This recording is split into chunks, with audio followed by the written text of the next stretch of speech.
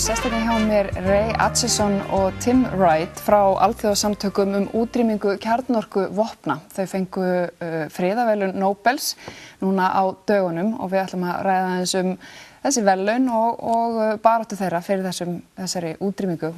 Welcome, Tim and Ray. And congratulations on your Peace Prize. Thanks very much. The committee said that the Nobel Committee said that ICAN had received the prize for its work to draw attention to the catastrophic humanitarian consequences of any use of nuclear weapons and for groundbreaking efforts to achieve a treaty-based prohibition of such weapons.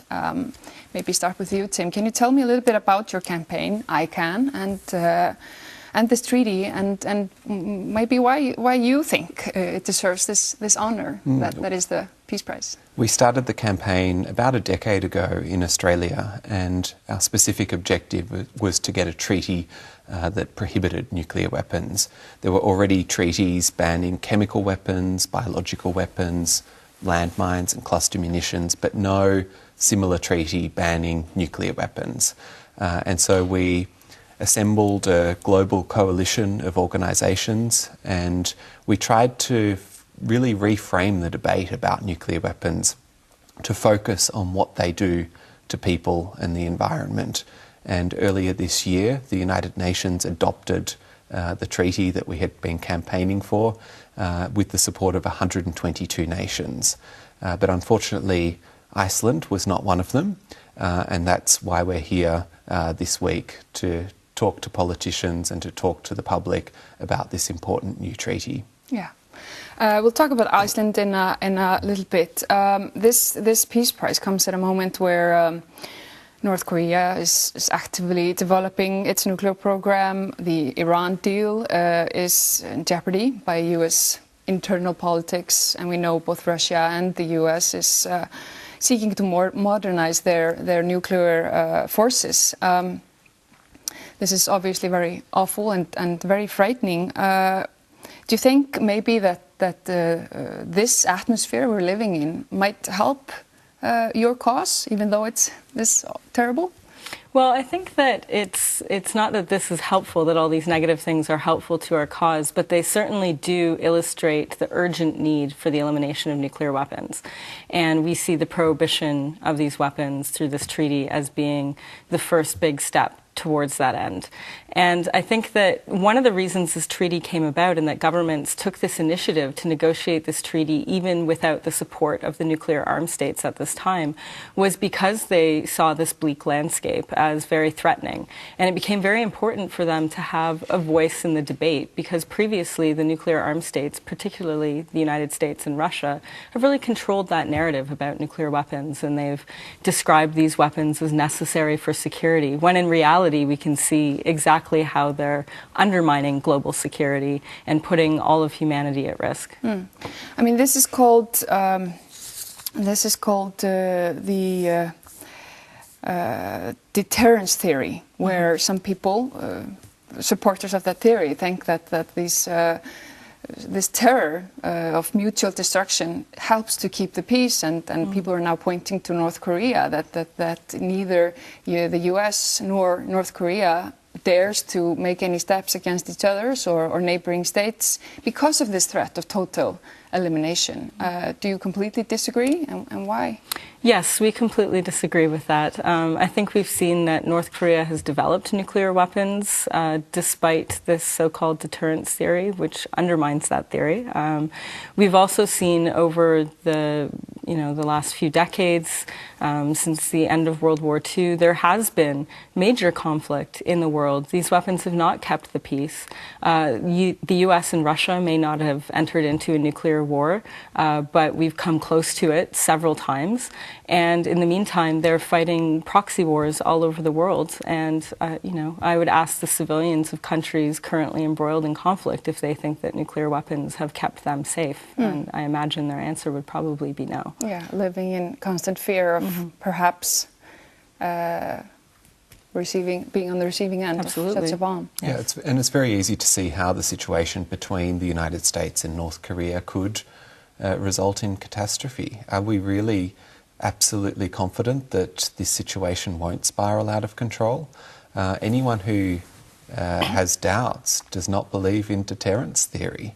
And the fact that we've avoided nuclear war doesn't come down to wise leadership, it comes down to good luck. And sooner or later our luck will run out unless we eliminate these weapons. An obvious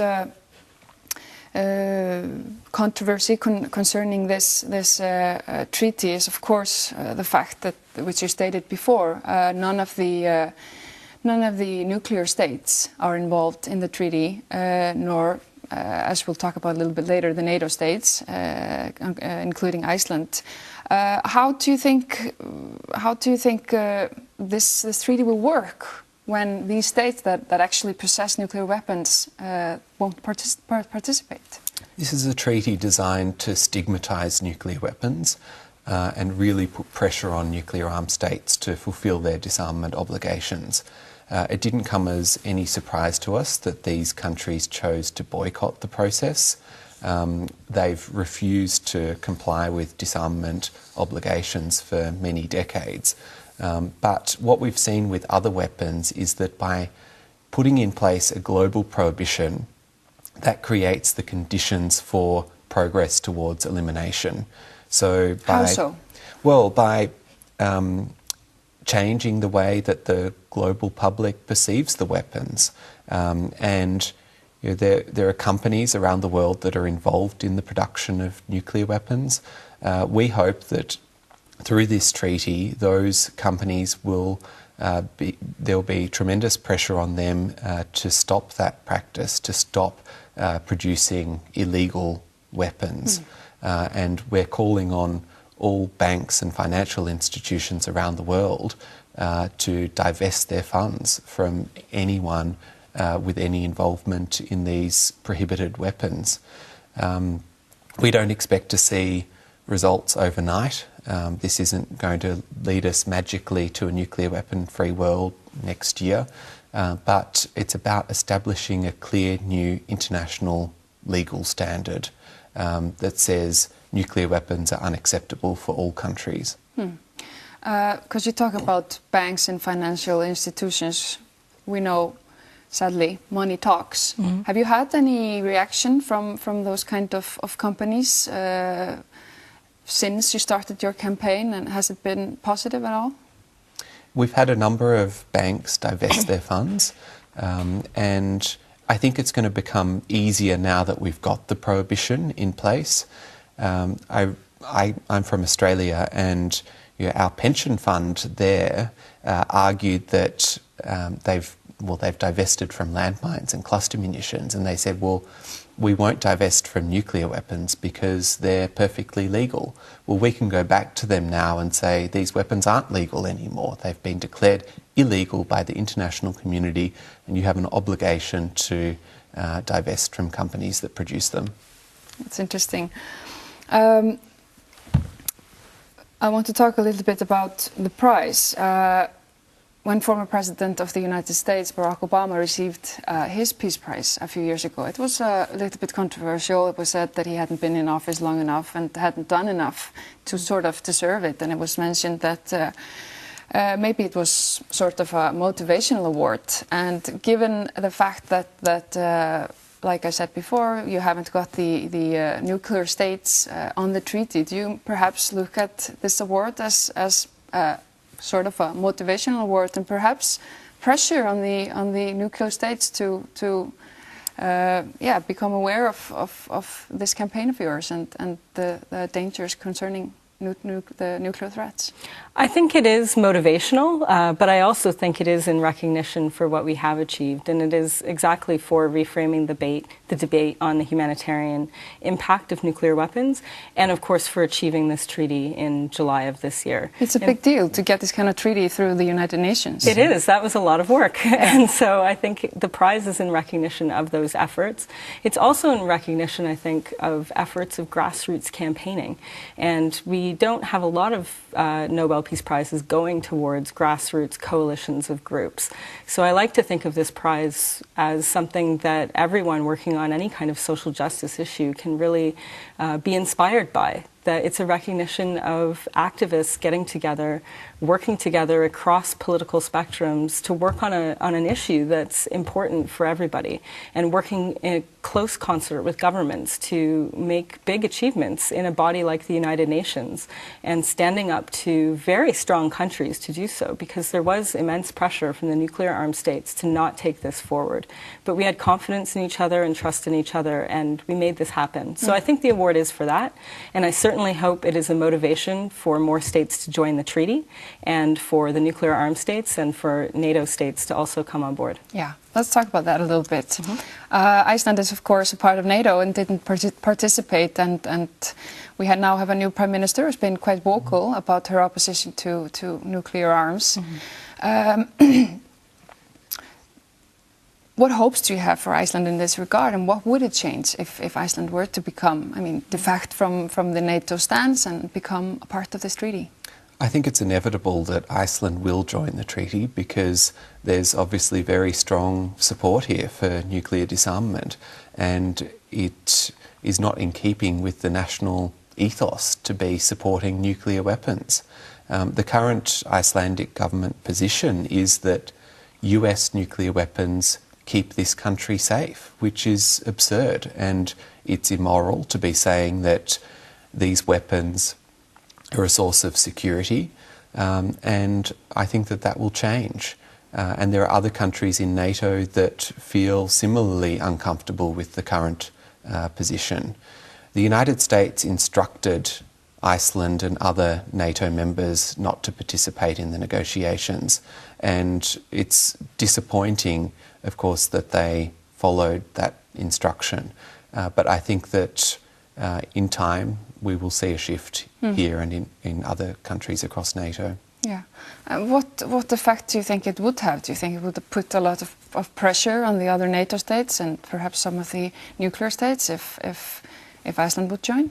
I absolutely think so. I think that it would have a huge impact if Iceland were to have the courage to be among the first NATO states to join this treaty and to reject nuclear weapons as a tool of security for Iceland.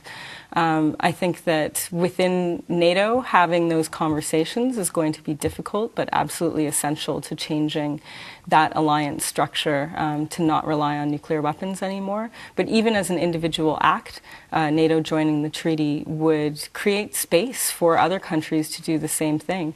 We have very active campaigns going on in many NATO states, and the civil society debate and the parliamentary debates are just heating up now. And having the treaty now, having the prize, really amplifies these voices and legitimizes these voices and gives us access to have these conversations that we maybe couldn't have before. So I think now is really the best time for states that have a history of commitment to peace and disarmament issues to really stake that out again and reclaim that territory and stand up for what's right and for humanity and also for their own national politics.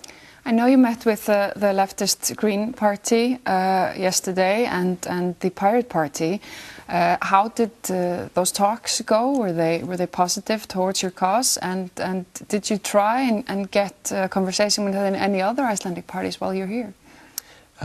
We have a parliamentary pledge, which is a commitment to work for signature and ratification of the treaty, and many of the left-green movement and Pirate Party politicians have signed that pledge. Yeah, our new Prime Minister did. Including the Prime Minister, yes. We did request a meeting, I believe, with the Foreign Minister, but he was unavailable, so we'll be meeting with someone from the Foreign Ministry. But we hope that there are politicians in other political parties that will support this cause and recognise that nuclear weapons are not legitimate weapons and that Iceland should have nothing to do with them. And I don't think that's a radical position. That's not, that doesn't put you on the left of politics. That just makes you a sensible human being. What's next? I mean, this is obviously looks like at least David's fight with Goliath, a grassroots movement coming against, I mean, all of the world's superpowers.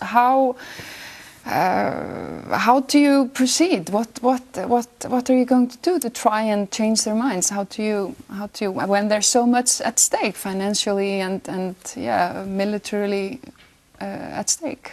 Well, we're in the majority. There are 122 countries support this treaty. There are only 9 countries with nuclear weapons, and we need the countries without these weapons to really stand up and demand change. And we know that the vast majority of the world's people also support nuclear disarmament. So I don't see this as a David and Goliath battle. This is the world's people standing up and realising their own agency and their own potential to achieve change. Mm-hmm. So will you be travelling the world now after this award and keeping up your battle and trying to fix the world? Yes, we will be active in many countries around the world. We have currently 468 partners in over 100 countries at this point. So, and we're growing all the time, of course. Now we have new visibility, so I'm sure we'll have new partners coming. And we'll be active, raising the debate in parliaments, doing local education to let people know that this treaty has happened, putting pressure on governments, whether they're nuclear armed or NATO states, working, of course, to get the supporting nations to follow through on the ratification processes. So we'll be active all over the world in very many different ways, and I expect that we'll see results in the years to come. Thank you so much for coming, Tim and Ray. Thank you so much. Við höfum þetta ekki lengri bili, þetta síðasta silfrið á þessu ári. Við þökkum fyrir okkur og verðum hérna aftur á nýju ári.